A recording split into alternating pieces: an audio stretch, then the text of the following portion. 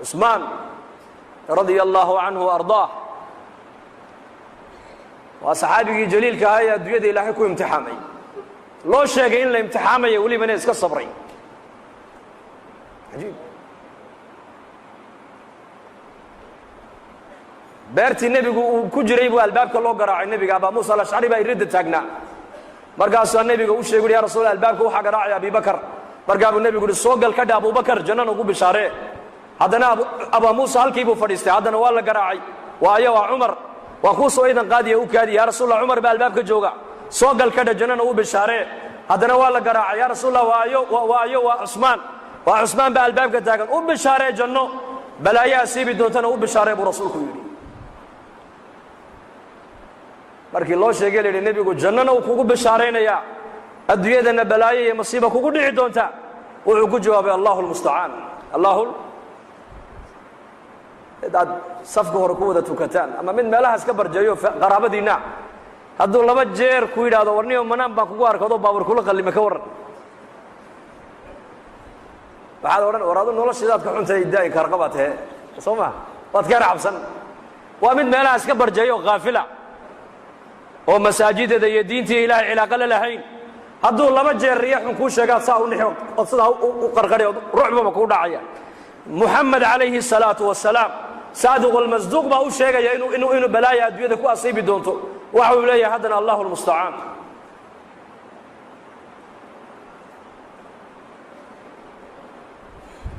وهذه فاطمة بنت محمد رضي الله عنها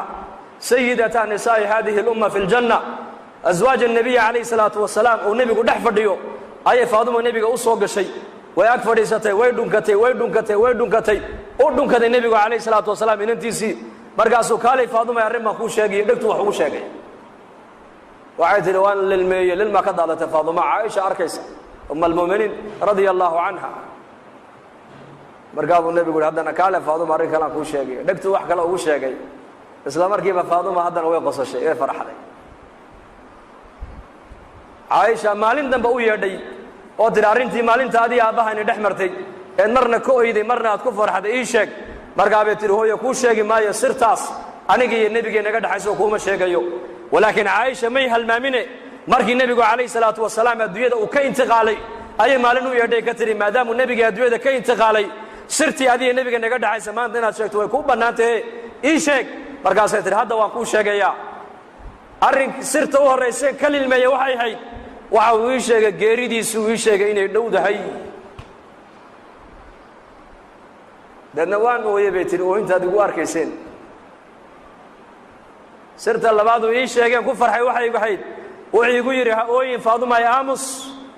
miyaanad raalli ku ahayn haweenka ummadda Nabi Maxamed ee jannada galaya gabadha ugu darajo sareysa ugu barwaaqaysan in Ilaahay ka dhigay miyaanad raalli ka ahayn raalli baan ahay tiri riwaayad kalena wuxuu nabigu ku yiri haweeney Aamus Faaduma ehelkayga qofka dhimashada igu soo xigay oo adiga Aamus igu yiri dadna waan farxay bay tiri qof dhimashadiisa loo sheego farxaya ka warramay intuu diyaar garoobay qofkaas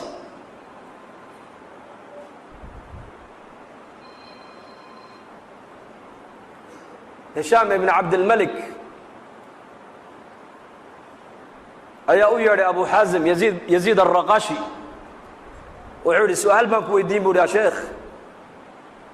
ma lana nakrahu al-maut hadana anagu boqorro aan nahay maxaan dhimashada u karahnaa buu yiri dhimashada waa ka cabsanaay zamankaas waa taabiciinti waa qurunti hore weeyaan madaxda umba nolosha adduunyada jeclayde caamada muslimiintu aakhirada inay tagaan bay jeclaayeen maanta zamankeenna he faqiirka aan gurigiisa caawa waxba aanan oolin inuu aakhirada taga diyaar ma u yahay faqiir hatta quut اليوم aan haysan hadii la yiraahdo aakhirada diyaar ma u tahay maybe oran inteen halka fadhiday masaajidka joogta hadii halka hadda malag soo taga malag oo yiraahdo intiinaas ilaahay raalli buu inaga noqday albaabadii jannadana waa laynii furay ayaa u diyaaray imikada inuu gal hadii la yiraahdo ka warrama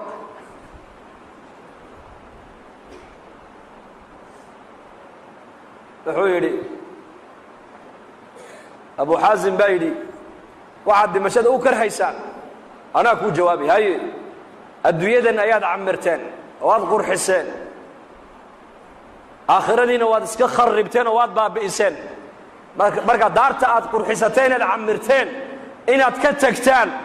daar aanan waxba iniga dhisnayn oo niga baaba'san oo niga hallowsan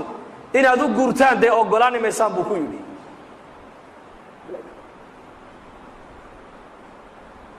dadku goormay aakhirada jeclaanayaan goormay la kulanka ilaahay jeclaanayaan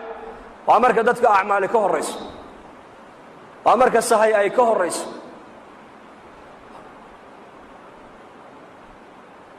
abu dar baa odhan jiray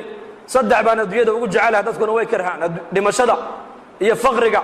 iyo bugtaanta saddexdaa dadkoo dhan way dhibsadaan aniguna waan jecelahay buu yidhi maxaad la jeceshahay baa lagu yidhi oo waxaan la jecelahay faqriga waa tawaaduc buu yidhi tawaaduc baa laga helaa faqriga xanuunka waxaan la jecelahay waa dembi dhaaf kullamaa qofka mu'minku xanuunsadaba dembi baa laga dhaafaa dhimashadana waxaan la jecelahay maad garanaysaan buu yidhi maya noo sheeg la kulanka rabbigay baan jecelahay buu yidhi laana dadkaasi waxbay qadimteen iyaku maalintuu dhimanaya abu dar cidla cad buu keligii ku dhintay meesha ribda la yidhaah xaaskiisiibuu u yeedhay isagoo sankaraada way ku dul oyday markaasuu ku yidhi naa maxaad la oyaysaa markaasay ku tidhi kaama maarmi karo kuma maydhi karo kuma aasi karo mara kafan kuu noqotona kuma hayo markaasuu ku yidhi dhegayso halkaa u bax tuurkaa u bax tuurkaa u bax buu ka yidhi safar jamaaca mu'miniina soo mari doontee kuwaaba aniga i aasi doonee iigu yeedh buu ka yidhi markaasay ku tidhi xaggee dad aan ka arkaa bay tidhi xaggee dad ka soo maraan xilligan jidka xaajigii xajka ka noqonayna uu go'ay haddee toole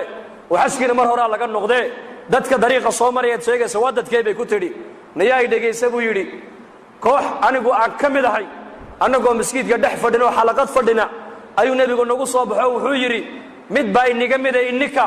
keligii cidlo ku dhimani doona keligii buu cidlo ku dhimani doonaa aaskiisana jamaacad muslimiin oo mu'miniina ayaa ka qayb geli doonta raggii maalintaa aan la fadhiyey nin kasta uu dhintay nin magaaluu ku dhintay nin tuuluu ku dhintay nin reerkiisiibuu ku dhintay ninka cidlada ku dhimanaya nebigu sheegay ee jamaacadda mu'miniintu aaskiisa ka qayb geli doonto waa anige ordoo tuurka u baxo jamaacaddii nebigu sheegay baa soo mari doonta iigu yeedh buu ka yidhi bal sida hadalka nebiga u rumaysan yihiin dadkaas muslimiinta maanta adduunyada joogta iyo muslimiinta qarniga caalamka joogtay farqiga inoo dhexeeya waa yaqiin khabarka nebi maxamed ay ka maqleen ayay boqolkii boqol iyo ku rumaysnaayeen boqolkii boqol ninkii nebigu uu sheegay buu yidhi waa aniga ee cidlada ku dhimanaya raggii kaleo dhan way wada dhinteen tuulo iyo magaalo iyo qaryad iyo reerkoogay ku dhinteen ninka cidlada ku dhimanaya waa anige jamaacaddu nebigu sheegayba aaskayga ka qayb geli doontee halkaa u baxoo joogsa buu yidhi jamaacaddii baad arki doontaaye isaguna sankaraadkii baa haya tuurtaaba buur bay fuushaa xaggaa iyo xaggaa wax ka soo socda ay eegtaa haddana way soo noqotaa maradeeda intay qoysay madaxa u saartaa haddana way ku noqotaa siday u noqnoqonaysay bay aragtay jamaacad muslimiin oo dariiqa maraya maradeedii bay markaa sidaa u tidhi baa la yidhi markaa bay soo leexdeen haweenay bay arkeen buurta dul taagan waxay dhi maxaa cidlada ku dhegay waxay tidhi saaxiba rasuuli illaahi sala allahu alay wasalam nin nebi maxamed saaxiibkiiya ayaa cidladaa ku dhimanaya kaalayo ila aasa bay ku tidhi markaasay idhahdeen oo waayo waxay idhahdeen waxay tidhi waa abu dar alghifaariyi radia allahu canhu abu dar baa cidlo ku dhimanaye kaalayo ila aasa markaasay soo yaaceen ay idhahdeen nufdihi biaabaa'ina wa ummahaatina hooyooyinka iyo aabbahay ayaa ku furanaynaaye masaaxiba rasuulillahi baa cidlo ku dhimanaya markaasay abu dar oo sakaraada ugu yimaadeen markay dhulka ka soo qaadeen ee dhabta ay ku qabteen uu indhaha kala qaaday horta wuxuu ku yidhi bishaaraysta bishaaraysta mu'miniin baa tiinoo nebiga ina sii sheegay buu yidhi xadiiska nebigu markiiba u bishaareeyey ta kalena wuxuu yidhi dhegaysta laba qof oo muslimiina walaalkood ma dhinto hadday u sabraan oo aynan u ooyin oo ixtisaabna ilaahay ajar ka dalbaan oo ay u sabraan addoonkaasi naar ma arkee waa niga dhimanayaa maanta oo cidlaa ku dhimanaya nebigaa i sheegee hay ooyine iska sabr buu ku yidhi arrinka saddexaad ee nii sheeg waxa weeyaan mara kafan igu filan haddaan haysto iyadaa kafan layga dhigi lahaa laakiin ma haysto xaaskayguna mara kafan igu filan hadday haysana maradaabaa kafan layga dhigi lahaa iyaduna ma haysatee idhegaysta walaalahayow raggiina meeshaa maraya dawladda islaamka nin u soo shaqeeya hadduu inagu jiro dharka uu sitaa aniga kafan ha iga dhigin buu kafan ugama barin dharkaas muxuu dhowrayaa xaaraantu ka dhowrayaa jirkiisa inay taabato diin buu wataa taqwad buu wataa iimaan buu wataa zaad buu wataa zaadka uu aakhiro la tagaayo inuu ka boorooba ayuu diidan yahay innagana zamankan halkeen marayna waxaan ku cuninba waa la cunaa ilaa wax walba cunta Soomaali gaajada unbaa xaaraana bay ku odhanayaan gaajada unbaa xaaraana kullu jismin nabata fi lxaraami fannaaru awlaa bihi jidh kastoo xaaraan ku kora buu nebigu yidhi naartaa u xaq loo cuni doonta buu rasuulku yidhi xaaraantu iska daa adiga ilaa oo shahwadaaday taaiirsaa shahwadaada way saamayn ubadkaaga xaaraanta taqwaduna awlaadda iska soo baxdaa waracu awlaad buu ka soo baxaa